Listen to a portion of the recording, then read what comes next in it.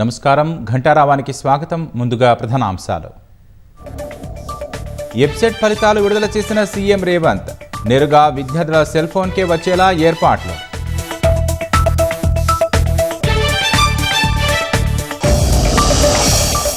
Agriculture pharma విభాగంలో అబ్బాయిలదే పైచేయి.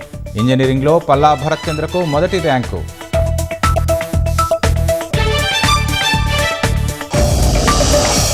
ముగిసిన వీర జవాన్ మురళీ నాయక్ అంత్యక్రియలు. అంతిమయాత్రలో పెద్ద ఎత్తున పాల్గొన్న ప్రజలు, ప్రజాప్రతినిధులు.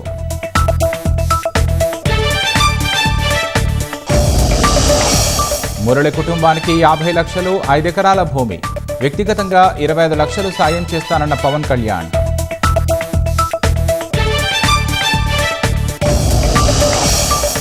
భారత్ పాక్ మధ్య వాణిజ్యాన్ని పెంచబోతున్నామన్న ట్రంప్. కశ్మీర్ సమస్య పరిష్కారానికి 2 దేశాలతో కలిసి పనిచేస్తామని వెల్లడి.